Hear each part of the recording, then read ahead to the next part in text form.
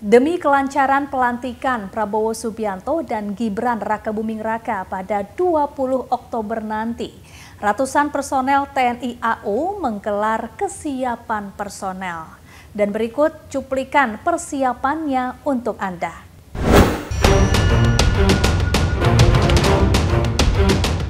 Ratusan personil TNI AU bersiap untuk menggelar apel pengecekan kesiapan personil jelang pelantikan Presiden 20 Oktober 2024. Adapun apel digelar untuk pengecekan kesiapan personel dan alutsista dalam rangka PAM pelantikan Presiden dan Wakil Presiden 2024. Apel melibatkan sejumlah pasukan khusus mulai dari Kopasgat hingga Aircrew TNI AU.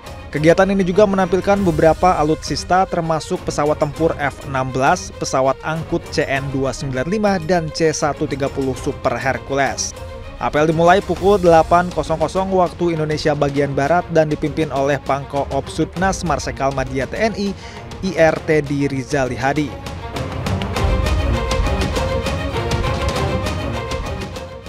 Kita melaksanakan apel kesiapan. Apel kesiapan baik personel maupun alutsista TNI Angkatan Udara dalam rangka pengamanan PPIP, pelantikan Presiden dan Wakil Presiden yang akan dilaksanakan pada tanggal 20 Oktober 2024. Atas seizin Kepala Staf Angkatan Udara, ini sudah ada direktif dari Panglima TNI, besok akan dilaksanakan apel gelar kesiapan pasukan di Monas. Nah, sebelum pelaksanaan apel gelar di Monas, TNI Angkatan Udara mengecek seluruh kesiapan. Tadi rekan-rekan media juga mendampingi. Nah pemirsa, kalau kita bicara tentang pembekalan para calon menteri dan calon wakil menteri, di hari kedua pembekalan sejumlah calon wakil menteri memberikan tanggapannya. Dan berikut tanggapan dari para calon wakil menteri. Ya, acara dibuka dengan ucapan selamat ulang tahun kepada Bapak Presiden terpilih, dan Presiden secara bergurau menyampaikan bahwa terima kasih semua telah mengingatkan bahwa saya hari ini sudah berusia 73 tahun, kira-kira begitu. Ya. Kenapa Mas Gibran tadi pulang lebih dulu? Saya kurang paham. Ya, surprise ucapan nyanyi selamat ulang tahun. Gitu. Terkait Mas Gibran yang pulang lebih dahulu, kenapa? Ya, Ibu Zita sebagai insya Allah Wakil Menteri Pariwisata. Ya. Materi komunikasi juga ya? Gimana? Yang dibahas apa Mas Bima? Materi komunikasi di dalam tadi. Tadi bagaimana cara menghadapi jurnalis, bagaimana mengkomunikasikan program-program. Jadi lengkap tadi, betul-betul paket lengkap. Bicara ekonomi, bicara teknologi, bicara ekonomi, bicara media. Jadi pembakalan yang luar biasa. Gitu ya. 50-an lah. Ya saya kira lengkap ya, tidak ada tidak hadir. Tidak ada yang tidak hadir, semuanya saya kira hadir. Ya, tapi beberapa kan tidak saya lihat juga, seperti Mas Raffi Ahmad, Gus Miftah tidak saya lihat. Mungkin tugasnya berbeda. Tugasnya berbeda. Pematerinya siapa aja, nama-nama pemateri? Pematerinya itu teman-teman bisa lihat sendiri, sebetulnya ada silabusnya kan. Pematerinya dari internasional semua. Yang tadi saya bilang berbagi pengalaman di Dubai, bicara tentang AI, korupsi, yang lain-lain itu semua pemateri dari internasional. Ya. Pak, materi yang paling menarik untuk Bapak sendiri apa Pak? Semuanya menarik, nggak ada yang nggak menarik ya. Menghadapi media menarik, masa depan AI menarik ya, semuanya menarik, nggak ada yang nggak menarik, dan semuanya penting. Kang Bima, ini dibilang ini transisi terbaik karena sudah disiapkan jauh-jauh hari. Kita melihat begitu, ini persiapannya sistematis, terstruktur, matang, dan yang paling penting adalah menyamakan frekuensi dari latar belakang yang berbeda tadi. Jadi frekuensi kita disamakan dengan latar belakang yang berbeda, paham apa yang ditargetkan tadi. Karena menurut Presiden terpilih, yang perlu kita kuatkan adalah kebersamaan elit gitu. Makanya kalau orang bilang ini kabinet gemuk, ya memang ini adalah kabinet yang berusaha mengakomodasi semua. Yang penting sekarang kan strukturnya, fungsinya, koordinasinya, kolaborasinya itu bisa dilakukan dengan baik. Kita telah mendapatkan pembekalan terkait dengan situasi global. Ini penting karena situasi global ini juga berpengaruh pada kondisi nasional. Kemudian masalah geopolitik, ya itu penting. apa yang terjadi di Ukraina, kemudian di Timur Tengah, tentunya mempengaruhi langkah-langkah kita ke depan. Ya. Kemudian kita juga diberi pembekalan masalah teamwork. Nah, ini juga penting. Sebenarnya ini bukan outbound ya, tetapi karena kita dikasih kegiatan yang sama dengan tujuan yang sama, ya, akhirnya kita saling mengenal antara para wakil ketua badan dengan wakil menteri. Itu belajar sungguh dengan ilmu dan data. Beliau membekali kami dari beliau sendiri, tapi juga dari para sumber-sumber yang sangat terpercaya. Bagaimana kita mempunyai ilmu untuk bisa merealisirkan visi beliau untuk membangun kesejahteraan negara kita ini. Saya sangat banyak belajar. Kalau saya sebagai ilmuwan, saya ada yang bisa saya tangkap memang sebagai skema ya. Karena kalau untuk ilmuwan, saya pertama harus menentukan apa visi besar pertanyaan kita di dalam bidang sains. Lalu setelah itu kita harus menentukan bagaimana kita menanyakan visi itu dengan metode eksperimen kita. Lalu kita harus menentukan hasilnya itu kira-kira seperti apa, itu yang namanya hipotesa. Nah, yang saya senang sekali hari ini saya juga belajar seperti itu secara kerangka, tapi tentu saja dalam bidang yang berbeda untuk melayani negara. Jadi saya sangat berterima kasih bahwa diberikan pembekalan hari ini, sungguh mempersiapkan, tetapi juga saya juga banyak pertanyaan-pertanyaan. Bagaimana ke depan saya bisa sungguh melayani Indonesia, walaupun mungkin sebelumnya bidang saya kan berbeda sebagai ilmuwan. Tetapi saya yakin dengan pembekalan dan visi Pak Prabowo, saya akan bisa membantu sebaik-baiknya. Dan senang sekali, dan kita akan beliau berkata kita akan terus berlanjut ini pembekalannya. Beliau menekankan teamwork, itu sangat penting, beliau bilang teamwork dan juga training. So really have to have real content to build this country. Pak Prabowo menekankan komitmen beliau untuk melanjutkan hilirisasi dan industrialisasi di semua sektor yang telah dimulai oleh pemerintahan Presiden Jokowi sebagai syarat mutlak untuk Indonesia menuju great powers country ya. Menuju Indonesia sebagai great powers country. Tadi beliau menjelaskan tahapan-tahapan transformasi sebuah bangsa menuju bangsa yang maju dan pada akhirnya menuju great power countries itu.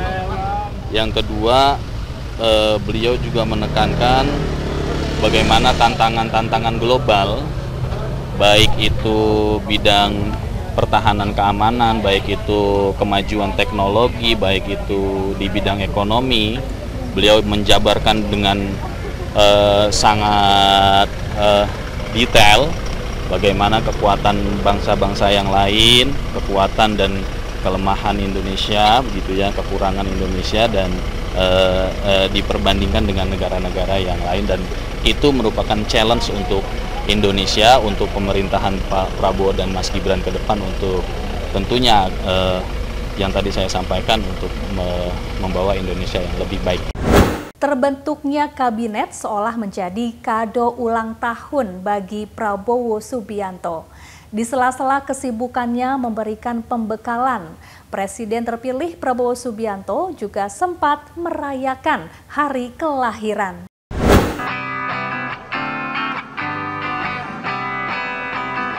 Barisan karangan bunga berisi ucapan selamat ulang tahun ke-73 Presiden terpilih Prabowo Subianto berjejer di kediaman Prabowo Subianto, yakni di Padepokan Garuda Yaksa di Hambalang, Bogor, Jawa Barat, Kamis siang.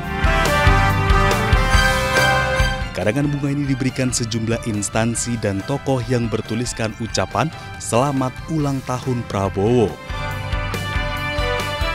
Bertepatan di hari ulang tahunnya, Prabowo tengah memberi pembekalan terhadap calon wakil menteri. Sejumlah tokoh pun mendoakan Prabowo tetap sehat, bahagia, dan kuat dalam menjalankan amanat rakyat. Jelas kuatkan mental. Bapak, terus ada buku khusus yang dibawa nggak? Nggak ada. Untuk sementara saya bawa nasi aja. Pak, dari kita Pak, materinya Pak. Materinya apa Pak? Ya pembekalan aja lah ya terkait kesejahteraan dan pemberantasan korupsi ke depan gitu. Hari ini Bapak Prabowo ulang tahun, ada persiapan juga nggak buat surprise kejutan gitu mungkin Seperti Pak? Pak Prabowo yang tidak ingin merayakannya. Pak Prabowo ulang tahun, ya kita doain sama-sama, mohon doanya juga dari kawan-kawan buat kesehatan beliau agar beliau bisa bekerja. Ada dalam acara nggak itu, Pak? Acaranya kita nggak tahu, kita hari ini ada pembekalan aja sih di sampai ini. Sama seperti hari sebelumnya, pembekalan kepada calon anggota kabinet ini berlangsung secara tertutup dengan berbagai pembahasan.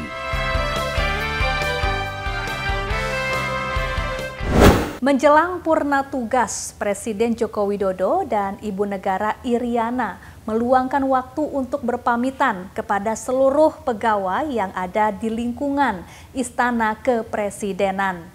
Tak lupa mereka juga menyempatkan untuk berfoto di tangga istana.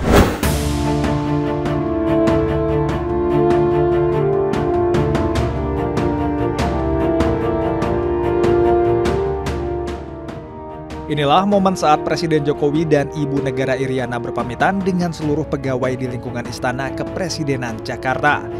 Presiden Jokowi akan mengakhiri tugasnya sebagai kepala negara pada 20 Oktober mendatang dan digantikan oleh Presiden terpilih Prabowo Subianto.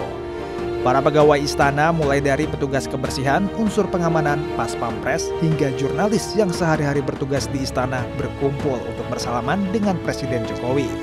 Termasuk para pejabat istana seperti Kepala Kantor Staf Presiden Muldoko dan Kepala Sekretariat Presiden Heru Budi Hartono. Mereka mengucapkan terima kasih dan memiliki pengalaman yang berkesan selama bekerja dengan Presiden Jokowi dan Ibu Negara Iriana.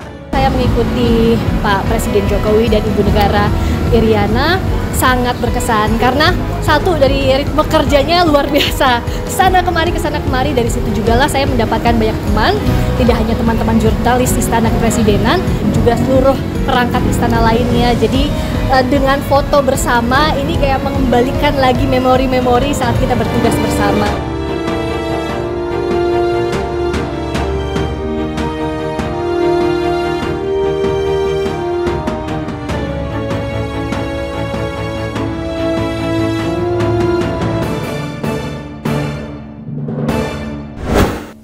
Selain Presiden Joko Widodo yang melakukan perpisahan, Wakil Presiden Ma'ruf Amin juga melakukan perpisahan di auditorium Istana Wakil Presiden.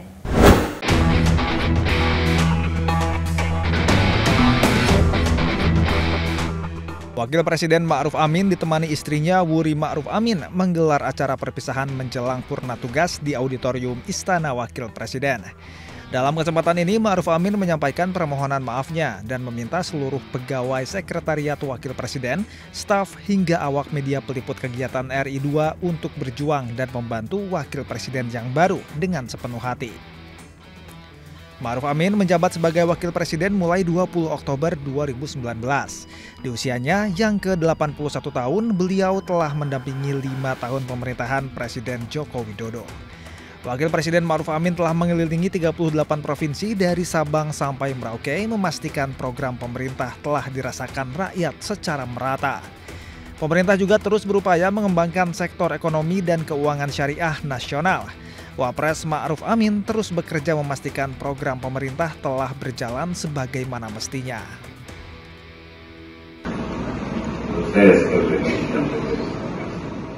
Dan mohon maaf apabila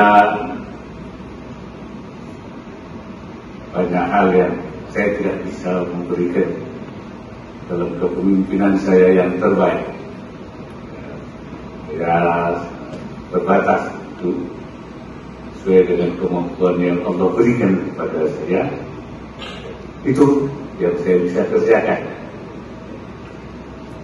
Saya tidak ingin dilebih-lebihkan. Apa adanya saja, dan saya juga mohon doanya untuk kami, untuk Allah Subhanahu Wa Taala memberikan kesehatan dan supaya kami bisa terus berjuang ya, menyelesaikan sisa-sisa hidup yang masih diberikan oleh Allah Subhanahu Wa Taala. Membuat kabinet gemuk demi menggapai mimpi masyarakat yang majemuk. Rasa-rasanya menjadi salah satu cara yang diupayakan oleh pemerintahan Prabowo Gibran. Dan tanggal 20 Oktober nanti kita akan bersama-sama mendapatkan susunan pemerintahan yang baru yang semoga bisa mewujudkan Indonesia lebih maju. Selamat bertugas Presiden kami yang baru. Saya Syafaati Suryo, sampai jumpa di Inside Story selanjutnya.